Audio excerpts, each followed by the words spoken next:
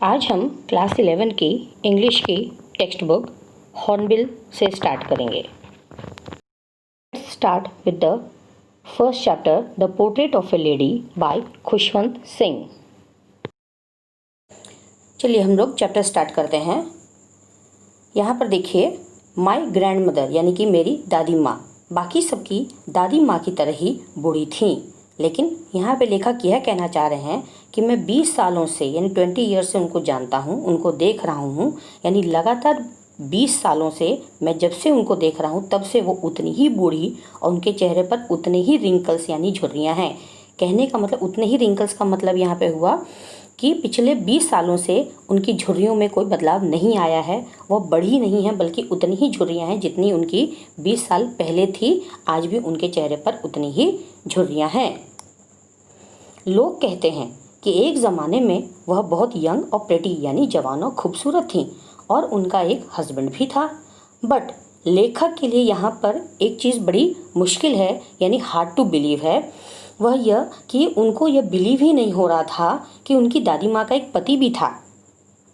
उनके दादाजी, मतलब लेखक कहना चाह रहे हैं कि उनके दादाजी का पोर्ट्रेट यानी कि उनकी फ़ोटो मेंटल पीस के ठीक ऊपर, यानी कि मेंटल पीस अब किसको कहते हैं, जो फायर प्लेस होती है ना, जहाँ पे आपके ड्राइंग रूम में एक फायर प्लेस होती है, फायर प्लेस के ठीक ऊपर एक जो फ़ोटो यानी लगी हुई थी, ठीक है, यानी कि उनका जो फ़ोटो था वो मेंटल पीस के ऊपर ड्राइंग रूम में लगा हुआ है, ठीक है, उस जगह को हम मेंटल पीस कहते हैं। उनके पोर्ट्रेट को देखकर ऐसा लग ही नहीं रहा था कि वह उनके दादाजी हैं। इस फोटो में लेखक के दादाजी ने एक बिग टर्बन, ध्यान से देखिए, एक बिग टर्बन यानी एक बड़ी पगड़ी पहनी है और लूज फिटिंग क्लोथ्स, बहुत ही ढीले ढाले कपड़े पहने हैं। उनकी लंबी सफ़ेद दाढ़ी उनके चेस्ट यानी उनके छाती को ढके हुए है, यानी कि उनकी दाढ़ी इतनी लंबी थी कि वो उनके चेस्ट तक आ रही थी। और उस पिक्चर में वो 100 ईयर्स के, मतलब 100 साल के बूढ़े लग रहे थे। उनको देखकर ऐसा लग ही नहीं रहा था कि उनकी कोई वाइफ या कोई बच्चा भी होगा। उनको देखकर लेखक के मन में एक ही बात आती थी कि उनके तो सिर्फ ग्रैंड चिल्ड्रन मीन्स पोते पोतियाँ या फिर नाती नतनियाँ हो सकते हैं। मतलब लेखक को उनके दादाजी की पोर्ट्रेट देखकर ऐसा लग रहा था कि वह बहुत ज़्यादा बूढ़े हैं। और जहाँ तक बात उनकी दादी की है, यानी लेखक अपनी दादी की बात करते हैं, तो लेखक कहते हैं कि ये विश्वास कर पाना बहुत मुश्किल है कि वो कभी यंग और प्रिटी रही होंगी, यानी उनको लगता ही नहीं था कि वह कभी खूबसूरत और जवान रही होंगी, क्योंकि वह जब से देख रहे हैं तब से वो उनको उसी हालत में देख रहे हैं, यानी कि उतना ही बूढ़ा वो हमेशा उनको देखते रहे हैं। उनकी दादी माँ मतलब खुशवंत सिंह की दादी माँ अधिकतर उन्हें अपने बचपन के गेम्स के बारे में उन्हें बताती थी। जैसे जनरली दादी, दादा, नानी, नाना, इन सब की आदत होती है छोटे बच्चों को अपने ज़माने के गेम्स के बारे में बताने की। लेकिन दादी माँ जब उन्हें अपने गेम्स के बारे में बताती थीं तब उन्हें यह अच्छा नहीं लगता था। उनको लगता था कि ये तो छोटा मोटा गेम है, लेकिन लेखक बहुत ध्यान से उसको सुनते थे और हमें लगता था, हमें यानी कि लेखक को लगता था कि ये फेबल्स ऑफ द प्रॉफिट का कोई मैसेज आ रहा है हमारे पास। इतनी अच्छी कहानी उन्हें लगती थी। दादी माँ हमेशा से ही शॉर्ट हाइटेड, ध्यान से देखिए यहाँ लिखा है short and fat and slightly bent, वह हमेशा से थोड़ी नाटी, थोड़ी मोटी और बेंट यानी कमर से झुकी हुई हैं। उनके फेस पर हर जगह रिंकल्स, झुर्रियाँ ही झुर्रियाँ थीं। लेकिन यह बात पक्की है कि लेखक जितने साल से उनको जानते थे वो वैसी ही हैं, वह उतनी ही बूढ़ी हैं जितनी पहले थीं, और इससे ज़्यादा बूढ़ी अब वो नहीं हो सकती। लेखक को ऐसा लगता था कि अब इससे ज़्यादा बूढ़ा कोई और क्या होगा। वह 20 ईयर्स से वैसी ही दिख रही हैं। उनके लुक्स में कोई अंतर नहीं आया है। वह कभी प्रिटी नहीं थी पर हमेशा से सुंदर यानी ब्यूटीफुल रही हैं। अब यहाँ प्रिटी और ब्यूटीफुल दोनों वर्ड की मीनिंग हम जान लेते हैं। यहाँ पे सबसे पहले प्रिटी का मतलब होता है बाहरी खूबसूरती और ब्यूटीफुल मतलब अंदर की खूबसूरती। जैसे मेकअप लगाकर इंसान प्रिटी बन सकता है मगर ब्यूटीफुल नहीं, ठीक है, सेम वैसे ही अब आगे देखते हैं हॉबल्ड। यहाँ पे लिखा है शी हॉबल्ड। हॉबल्ड मतलब लंगड़ा कर चलना या वॉक विथ डिफ़िकल्टी। मीन्स घर में दादी माँ धीरे धीरे चलती थीं अपनी सफ़ेद साड़ी में, जैसे वो चला करती थीं, यानी कि सफ़ेद साड़ी पहनकर वह चला करती थीं। एक हाथ उनका उनकी कमर पर होता था, क्योंकि उनकी कमर झुकी हुई थी, तो उनके कमर पर जो झुकाव था उस कारण से वह अपना एक हाथ अपनी कमर पर रखती थी ताकि उनका जो झुकाव है उसका बैलेंस बना रहे, और दूसरे हाथ में वो अपनी जाप माला, अपने हाथ में वो एक रुद्राक्ष की माला रखती थी जिसमें राम नाम या प्रभु का नाम जपती रहती थी। उनके सिल्वर लॉक्स मतलब उनके चांदी जैसे वाइट हेयर उनके फेस पर बिखरे हुए होते थे। उनका फेस पेल यानी कि येलोइश था, कलरलेस था। पकड़ फेस का यहाँ पे मतलब है, पकड़ फेस मीन्स रिंकल्ड फेस, यानी उनके चेहरे पे बहुत झुर्रियाँ थीं, लेकिन उनके लिप्स पर हमेशा एक प्रेयर चलती रहती थी।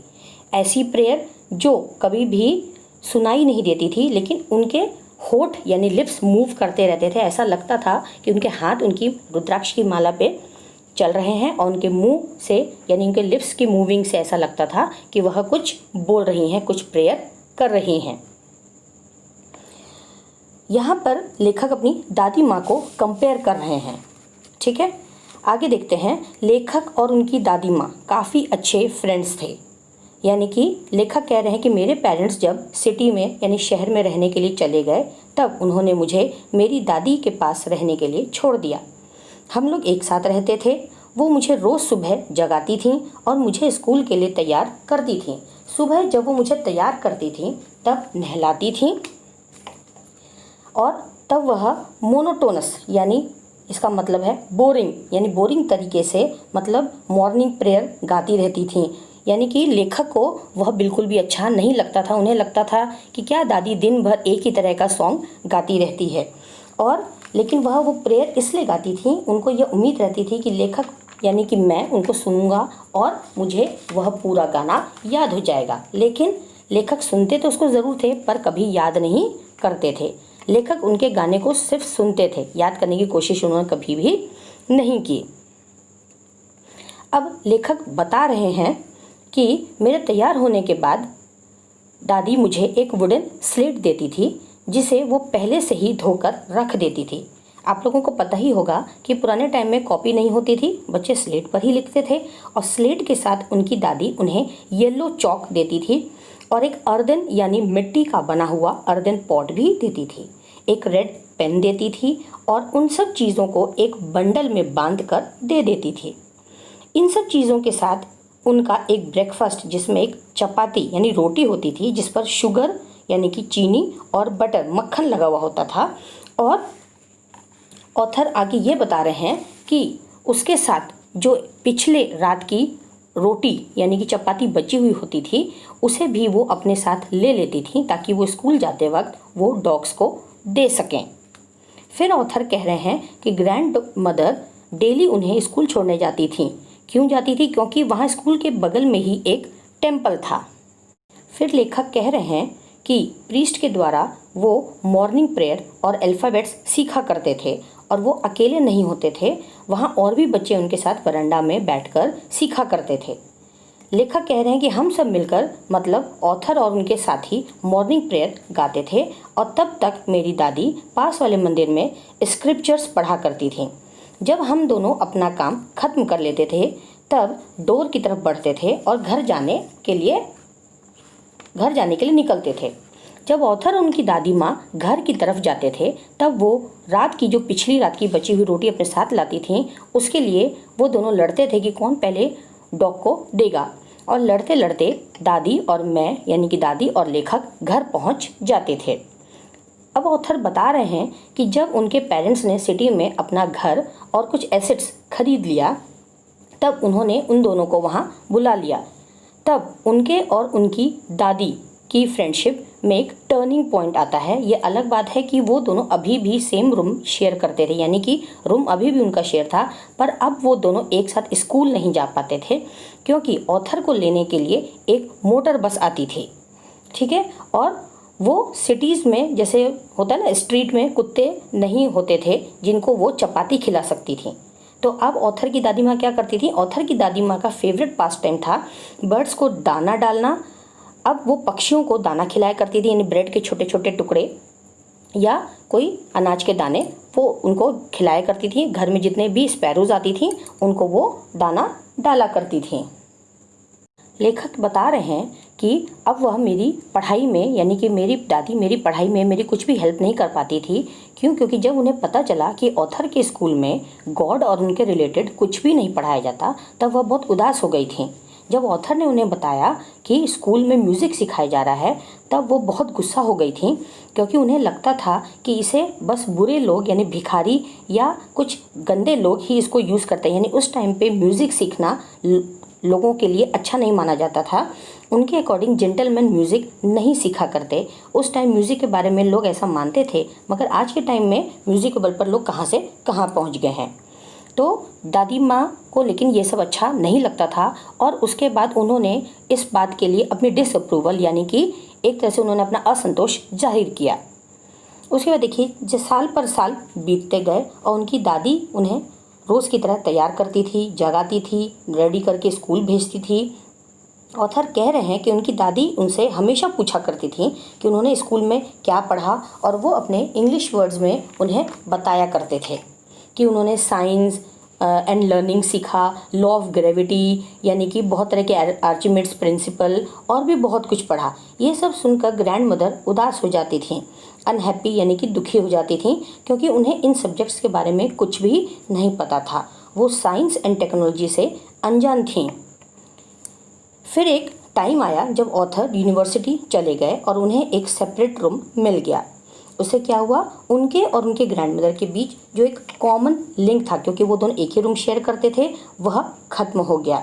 इन सब के बाद ग्रैंड मदर ने सिचुएशन को समझा और उन्होंने ये समझ लिया कि उन्हें प्राइवेट यानी कि अकेले अब रहना पड़ेगा, दूसरे लोगों से दूर रहना पड़ेगा। इसलिए अब ग्रैंड मदर स्पिनिंग व्हील के पास बैठी रहती थीं, कुछ कुछ बुनते रहती थीं। बस वो एक ही टाइम ब्रेक लेती थीं, और वो था दोपहर के समय, जब वो स्पैरोज़ को ब्रेड के छोटे टुकड़े या ग्रेन्स खिलाया करती थीं। उन्हें वो उनका एक फेवरेट पास टाइम था। जब फिर ऑथर बता रहे हैं कि उन्हें फर्दर स्टडीज़ के लिए अब्रॉड जाना था, और उन्हें पता था कि उनके अब्रॉड जाने की बात से वह यानी कि दादी माँ बहुत अपसेट हो जाएंगी, दुखी हो जाएंगी, क्योंकि उन्हें काफ़ी समय के लिए अकेला रहना पड़ेगा। ऑथर को 5 साल के लिए जाना था। उन्हें यह डर भी लग रहा था कि जब वह पढ़ाई पूरी करके घर लौटेंगे तब शायद उनकी दादी जिंदा न बचें, क्योंकि वह काफ़ी बूढ़ी हो गई थी। फिर ऑथर बता रहे हैं कि जब ग्रैंड माँ मुझे स्टेशन छोड़ने आई थी तब वह बिल्कुल भी इमोशनल नहीं हुई थी, वह बहुत नॉर्मल बिहेव कर रही थी। वो हमेशा की तरह वही अपने मंत्र बड़बड़ा रही थीं। उनके फिंगर्स अभी भी उस रुद्राक्ष की माला पर घूम रहे थे। लास्ट में वो सिर्फ ऑथर के माथे पर किस करती हैं और ट्रेन रवाना हो जाती है। ऑथर को ऐसा लग रहा था कि उनकी दादी ने जो उनके फॉरहेड पर किस किया था वो उनके और उनकी दादी के बीच शायद लास्ट फिजिकल कांटेक्ट था, क्योंकि उनको ऐसा लग रहा था कि जब वह वापस आएंगे तब शायद दादी नहीं होंगी। पर ऐसा नहीं होता है। कुछ समय के बाद, यानी दादी जब वो 5 साल के बाद ऑथर लौटते हैं तो ऑथर अपनी ग्रैंड माँ से उसी स्टेशन पर मिलते हैं, पर ग्रैंड माँ को देखकर ऐसा बिल्कुल भी नहीं लग रहा था जैसे वह कुछ चेंज हुई हों, यानी कि वह वैसी ही थी जैसी 5 साल पहले थी। वह अभी भी वही मंत्र बड़बड़ा रही थी, हाथों में उनके रुद्राक्ष की माला थी, यानी कि कुछ भी नहीं बदला था। जब ऑथर घर पहुंचते हैं तब यह देखते हैं कि आज भी दादी का हैप्पीएस्ट आवर वही है, यानी स्पैरोज़ को खाना खिलाना, और स्पैरोज़ उनके ऊपर आकर बैठते हैं। पर इस बार उन्होंने एक चेंज नोटिस किया जब उनकी ग्रैंड माँ ने आसपास की लेडीज़ को इकट्ठा किया और वो लोग ड्रम बजाने लगे, गाना गाने लगे। बस यही एक चीज़ ऑथर को बड़ी अजीब लगी। अब बहुत सारे लोगों के मन में एक सवाल आता है कि ग्रैंड माँ ऐसा क्यों कर रही थी, ज़ोर ज़ोर से ड्रम बजाना और गाना गाना। तो उसका एक ही आंसर है, और वह आंसर है कि इट्स हर चॉइस, उनकी मर्ज़ी, यानी उनको जो अच्छा लगता था वह वही कर रही थी। बहुत देर तक लेकिन वह ड्रम को कंटिन्यू बजा रही थी, और होम कमिंग ऑफ वॉरियर्स, मतलब जो देश के वीर योद्धा होते हैं उन पर वह गाना गा रही थी। बार बार उनके ऊपर ही उनका गीत चल रहा था। ये सब देखकर ऑथर और उनकी मदर उन्हें मना करते हैं, रिक्वेस्ट भी करते हैं कि आप प्लीज़ लगातार ऐसे ड्रम मत बजाइए, किसी भी काम को ऐसे नहीं करना चाहिए। मगर ऑथर की ग्रैंड माँ रुकती ही नहीं है, वह किसी की बात नहीं सुनती हैं। ऑथर ने पहली बार अपनी ग्रैंड माँ को अपने मंत्र या रुद्राक्ष की माला से अलग होते हुए देखा। उन्होंने उनका एक अलग रूप देखा जो उन्होंने पहले कभी नहीं देखा था, जबकि ऑथर को याद नहीं था कि उनकी दादी को ये सब पसंद है, क्योंकि उन्होंने शुरू से यही जाना कि दादी को गाना बजाना बिल्कुल भी पसंद नहीं है। मगर पता नहीं अब क्या हुआ कि वो खुद से ही ये सारे काम कर रही हैं, खुद से ही ड्रम बजा रही हैं, खुद से ही गाना गा रही हैं। उन्हें ये बात बड़ी अजीब लगती है। नेक्स्ट डे ग्रैंड माँ बीमार हो जाती हैं। डॉक्टर आते हैं और एग्ज़ामिन करते हैं और बताते हैं कि तुम्हारी दादी को माइल्ड यानी हल्का फीवर है जो जल्दी ही ठीक हो जाएगा। मगर उनकी ग्रैंड मदर जो अलग तरीके से सोचती थी, वह कहती हैं कि मेरा अंत अब आ गया है, इसलिए वो अब प्रे नहीं करना चाहती। उन्होंने कहा कि वो अब कोई भी प्रे नहीं करेंगी। उनकी मदर से बात करके यानी कि ऑथर ने बोला कि आप हमसे बात करिए। उनकी मदर ने भी कहा कि आप हमसे बात करिए, हम लोगों से बात करिए, टाइम पास करिए। लेकिन उन्होंने कहा कि मैं तुमसे या तुम्हारी मदर से बात करके अपना टाइम वेस्ट नहीं करना चाहती। उनका कहना था कि मुझे अकेला छोड़ दो। ऑथर और उनके मदर प्रोटेस्ट भी करते हैं, यानी कि उनके पास बैठकर उनसे बातें करना चाहते हैं, मगर वह उनकी बातों को इग्नोर कर देती हैं और अपने आप में ही बिजी हो जाती हैं, यानी कि उनको इग्नोर कर देती हैं। रुद्राक्ष की माला फेरने लगती हैं। कुछ ही समय बाद ऑथर और उनकी मदर को पता लगता है कि उनके लिप्स बंद हैं, यानी कि वह साइलेंट हो गई हैं और उनके हाथों में जो रुद्राक्ष की माला थी वह भी नीचे गिर जाती है। यह सब देखकर घर वाले समझ जाते हैं कि अब उनकी डेथ हो गई है। फिर रिचुअल्स के अकॉर्डिंग उनको बेड से उतारकर ज़मीन पर रखा गया और रेड श्राउड यानी लाल रंग के कपड़े से कवर कर दिया गया।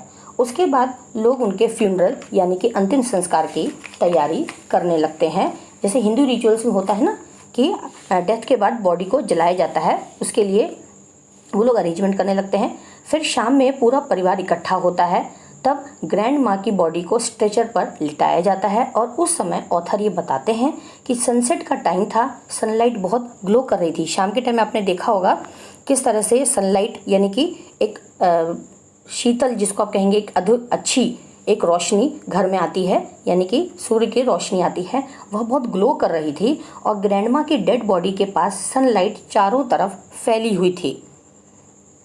फिर ऑथर को एक और अलग चीज़ दिखती है कि बहुत सारे यानी थाउजेंड्स ऑफ स्पैरोज उनकी ग्रैंड मदर की डेड बॉडी के पास बैठे हुए हैं।